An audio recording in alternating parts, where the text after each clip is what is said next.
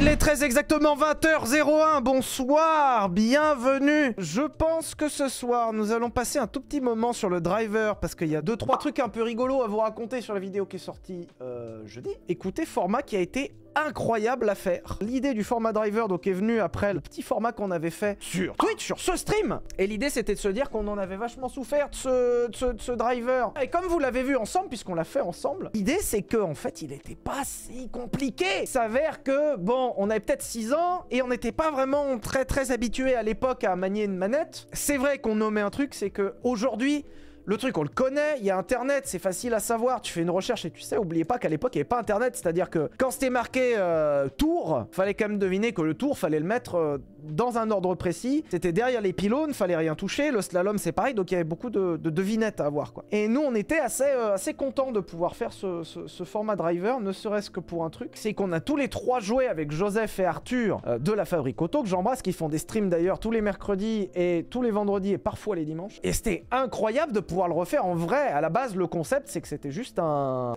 délire entre potes. Alors, on va passer là-dessus justement, parce que je trouve que c'est ça aussi qui est intéressant. C'est que quand on fait un format que les gens apprécient, c'est cool, mais ne partez pas forcément du principe que déjà on apprécie à 100% ce qui sort, et que dans tous les nouveaux concepts comme ça, il y a un aspect aventurier. Et je trouve que cette vidéo-là a pas un rendu qui est exceptionnel. Malgré tout, qu'est-ce qu'on s'est marré quand même. Ah, c'est marrant, ça, on rigole bien. Bah non. Toute la réflexion est venue de ce moment très précis. Toute la réflexion est venue que on voulait refaire le tuto du parking de Driver. Et on a eu plusieurs idées. On a eu plusieurs idées de le faire par exemple avec une BM et de le faire dans un endroit où par exemple tu pourrais le faire avec des cônes. Ou de le faire dans un hangar que tu réhabillerais comme le parking de Driver. Le problème, aimant beaucoup le jeu et voulant nous remettre un petit peu dans le contexte, on s'est remis vraiment dans le jeu d'origine, dans l'ambiance d'origine. Et rappelez-vous dans le jeu, dans la cinématique d'origine. Mais regardez, je trouve que ce plan est incroyable. C'est exactement la même putain de Mustang qu'on voit dans la cinématique d'intro. C'est fait exprès. Là, c'est la même, elle est bleu foncé. Et le truc d'après, c'est la même, elle est bleu foncé. On s'est fait chier à trouver exactement la même. Et on a essayé de trouver un parking qui est exactement la même gueule. Alors, ça a été un enfer absolu à trouver, puisqu'il a fallu trouver justement, comme on voit ici, un parking avec des pylônes et un parking avec à peu près la même forme, c'est-à-dire un rectangle. Et on y est arrivé, donc c'était à Noisy-le-Sec ou Noisy-le-Grand, je me rappelle jamais. Voilà, Noisy-le-Grand, les arcades. Et Noisy-le-Grand, les arcades, c'est un parking qui se loue pour des tournages. Alors d'habitude, c'est un parking qui se loue pour un autre truc. Je vous montre. Vous allez comprendre. En fait, c'est un décor que vous avez forcément vu dans certains clips de rap, que vous avez certainement vu dans plein de films. Est-ce que vous n'avez pas déjà vu ça dans des clips? En fait, c'est exactement le même endroit. C'est-à-dire que là où on tourne, si tu retournes la caméra, on est dans une des spirales. On est juste ici. Et ça, c'est un décor de cinéma qui se loue pour les tournages. Donc vous pouvez tout à fait le louer. Alors, quelle ne fut pas leur surprise de voir un gros gogol leur demander le parking, mais pas pour l'endroit que tout le monde loue. Que nous, on leur a dit non, on veut pas le truc cool. Nous, on veut le parking. Voilà, on veut celui-là comme parking. Mais en tout cas, trouver ça a été un enfer parce que normalement, les parkings, ils ont des mini dodanes, vous savez, les petits trucs, et ça, c'est un enfer. En général, ils ont des formes assez biscornues où les pylônes, justement, pour éviter que les gens fassent les cons comme on a fait, n'ont pas cette forme-là. En général, t'as toujours des bordures par terre, c'est toujours fait exprès. Quand tu cherches des parkings pour faire ce genre de projet, quand tu commences à faire de la prod pour des vidéos comme ça, tu commences à voir les astuces des urbanistes pour éviter que les gens fassent les cons. Et ça, c'est ouf, on est devenus des experts. Le parking est quelque chose qui s'est loué. Donc il y avait une caution et surtout il y avait un prix. Et à quel point c'est chéros, on n'est pas très loin des 10 000 euros la journée. J'ai rien dit moi. J'ai dit... Combien j'ai dit? 10 euros la journée, oui voilà. Oui, ça fait cher le stationnement. C'est vrai que ça aurait été moins cher de prendre un ticket, tu vas me dire. Tu es dans un endroit qui est établi pour l'audiovisuel, donc il y a les assurances liées pour, et que c'est défini comme un lieu de tournage, en fait tu te rends vite compte que tu ne peux pas vraiment tourner où tu veux, c'est impossible. Surtout si tu veux un endroit qui est spécifique comme ça. Remarquez les pistes d'aéroport qu'on loue à la journée, c'est les mêmes trucs comme ça, les circuits, c'est très souvent comme ça. D'ailleurs, on a poussé le vice, puisque comme vous pouvez voir à droite, il s'agit d'une Chrysler Le Baron, excellente voiture Chrysler Le Baron cabriolet. Et l'idée, c'est qu'on a aussi réservé des voitures dans le même esprit pour habiller un peu le parking. Donc c'est pour ça qu'il y a la Plymouth d'Arthur, mais il y a aussi la Chrysler, et il y a aussi une Cadillac qu'on voit pas de l'autre côté. Et donc nous avions aussi réservé pour cette journée-là cette Ford Mustang. C'était une berline, c'était pas une fastback. Par contre, c'était une V8. Berline, donc c'est-à-dire la version assez standard, c'était le petit V8. Donc de mémoire, c'était la 289 et ça nous offrait à peu près 200 chevaux, mais 200 chevaux SAE. Je crois que ça fait 190 chevaux. On est tombé sur un autre. Trouver une Ford Mustang à la location pour faire ce genre de truc, vous ne pouvez pas louer une voiture par exemple en allant chez, je sais pas, chez Hertz, tu vois, et en faire un business. C'est pas possible. Par exemple, tu pourrais te dire, je sais pas, je vais louer une Bugatti Veyron à la journée, j'en fais une vidéo et puis on est bon. Tu ne peux pas. C'est bien marqué dans les conditions générales de vente qu'il est interdit d'en avoir une activité monétisée. Donc là, on s'est adressé à un garage qui s'appelle Avenir Automobile et qui nous a mis à dispo cette voiture. Donc ils font de l'achat-vente et de l'entretien de véhicules comme ceci, donc américains. Ils ont été adorables d'ailleurs, c'était super. Et le problème, c'est que ce genre de véhicule n'existe qu'en boîte auto, c'est-à-dire les boîtes méca. Déjà, c'est un défi d'en trouver une à la location, mais en plus, en trouver une en boîte méca, c'est impossible. Le problème de la boîte automatique, c'est que déjà que la voiture doit produire 160 chevaux à tout péter, en plus avec la boîte automatique, on doit se retrouver avec 120, 130 et quelques. Faire glisser ce genre de véhicule, c'est-à-dire mettre en travers ce genre de véhicule, c'est très compliqué. C'est pour ça que nous sommes passés via le système Easy Drift qu'on voit ici. Donc c'est... attention, on va démystifier le truc. C'est un pneu en plastique. Rien de ouf. Néanmoins, c'est quand même vachement bien pensé. Parce qu'à partir d'un truc qui paye pas de mine, et c'est quand même vachement bien. Puisque du coup, tu as une adhérence qui est vraiment... Voilà, c'est les plateaux McDo 2.0. Exactement. Et justement, Alexandre de Easy Drift, qui nous a énormément aidé sur ce projet, a un peu clutch le truc, puisque je vais casser un peu le truc, mais en l'état, avec les pneus qu'on avait et le sol du parking, il aurait été impossible de faire en sorte que la voiture glisse. En fait, on pouvait juste pas. On s'est retrouvé face à un problème, c'est que la voiture n'était pas capable, avec ses capacités moteur, de glisser et de faire ce qu'on voulait faire. C'est-à-dire, ce que vous voyez dans Driver, et c'est un jeu vidéo, les enfants. Alors, je suis désolé de démystifier ça, mais on n'aurait pas pu.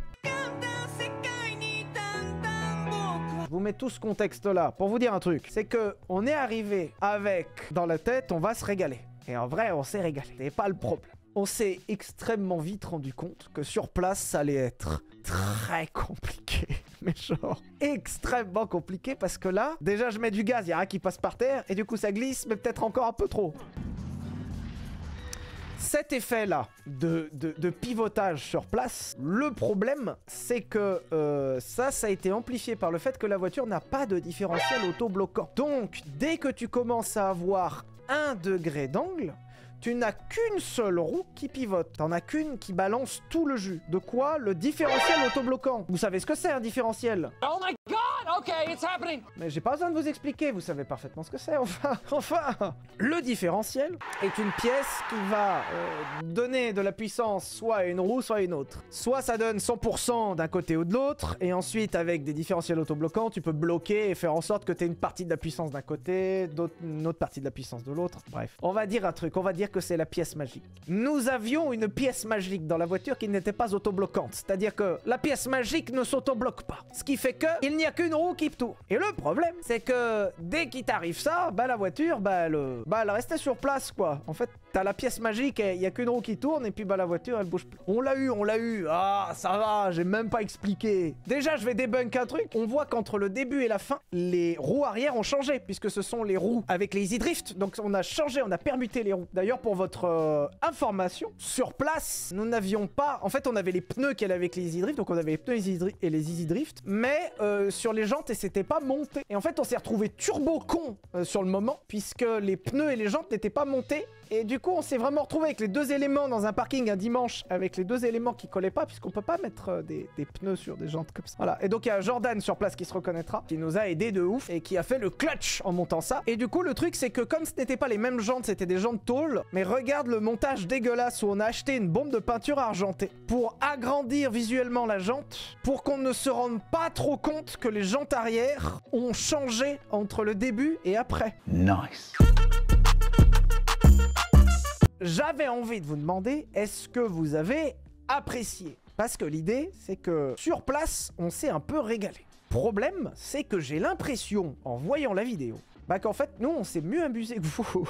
Alors, je trouve que le rendu est finalement beaucoup moins impressionnant et beaucoup moins drôle que le rendu final. Et surtout, on s'est rendu compte à la fin au montage qu'il manquait peut-être un enjeu. C'est-à-dire qu'à la fin, on n'a rien à gagner, on n'a rien à perdre. Enfin, si, l'enjeu c'était d'y arriver en 1 minute, mais le problème c'est qu'on en était tellement loin. En attendant, on s'est régalé. On n'a rien pété, ni la voiture ni le parking. On a fait des épisodes tests qui étaient finalement assez réussis. Quand on avait fait le frein à main avec Arthur Joseph, ça passait beaucoup mieux. Il y avait beaucoup plus d'enjeux. Et je pense qu'il y avait beaucoup plus d'enjeux dans le frein à main parce que t'as vraiment des images relativement impressionnantes. T'as des voitures qui feront des freins à main, t'as du bruit. T'as de la fumée, t'as du moteur, et surtout t'as potentiellement de la casse, donc ça c'est cool. Là on a vraiment cherché à éviter, alors tu vas me dire, tant mieux, hein, on a vraiment cherché à éviter le crash, absolument. Il s'agissait de pas casser la voiture, parce qu'un minimum de respect pour cette brave Mustang, et à ne pas casser le parking, puisqu'un minimum de respect pour la caution aussi, quoi. On a sous-estimé le fait que ce qui est dans le jeu vidéo est en fait inatteignable. Mais un truc de ouf comment c'est inatteignable. En fait c'est que c'est tellement loin du réalisme, ne serait-ce que en termes de dimension de parking, on se rend pas compte, mais dans le jeu, en fait, le parking, il est gigantesque. Mais genre, le parking, tu peux faire, dans le jeu, tu peux faire 1, 2, 3. C'est-à-dire que tu peux faire première, deuxième, troisième. Regarde, tu peux être pied dedans. Je suis très fier d'ailleurs de ce truc, on l'a refait plusieurs fois pour l'avoir, hein, le rythme hein, du panneau. Hein. On a eu pas mal de problèmes aussi au niveau de la boîte de vitesse, puisqu'on a des problèmes de sélecteur de vitesse sur les boîtes automatiques. Après, rassurez-vous, en boîte mécanique, on n'aurait pas pu non plus faire la marche avant, marche arrière comme on voulait, donc... Peut-être sur un parking à l'air libre avec des plots, bah le problème c'est que ça aurait rendu rien quoi. Je pense qu'en extérieur, genre large, ouvert avec des plots, on n'aurait pas non plus cette sensation de casser des trucs. J'ai vu beaucoup de commentaires qui disaient putain pourquoi vous arrivez pas à faire un 360 ? Et le truc c'est que avec la pièce magique qui bloque toute seule, impossible de faire des 360. C'était un truc de ouf. Mais vous savez qu'on a essayé longtemps. Hein. Et en fait, le premier déclenchement, le 180, il n'y avait pas de problème. Mais ensuite, une fois que la voiture arrivait à peu près à ce niveau-là, ça devenait très compliqué. Donc là, Arthur, il nous en a fait un magnifique. Mais il y a dû en avoir 2 dans la journée, quoi. C'est à partir de ce moment-là qu'on aurait peut-être dû se rendre compte que le format était peut-être un peu long, quoi. Il y avait aussi beaucoup de gens qui n'ont pas compris. Il y a un moment, il y a le John Tanner, là. Appelez-moi John Tanner. Alors là, j'avance mon siège. À la base, le premier appelez-moi John Tanner qui marche pas, c'était une blague. Deuxième, c'est que... Oh la scène était nulle. Là, le problème, c'est que je tourne la clé. Et en fait, je me rends compte que la clé, elle marche pas. Parce qu'en fait, t'as une sécurité sur le barillet de la clé. Ou quand tu ne passes pas le levier exactement en P, en parking, tu ne peux pas démarrer le moteur. T'es obligé d'être en parc. Le problème, c'est que tous les sélecteurs de boîte de vitesse automatique des Mustangs de cette époque-là ont des problèmes. Et donc, t'as un espèce de loquet qu'il faut vraiment enclencher. Et donc faut vraiment faire le clac. Et comme j'y allais pas assez fort, j'y arrivais pas. Mais merde, putain! On a vraiment passé beaucoup de temps sur ce truc. Je suis John Tanner.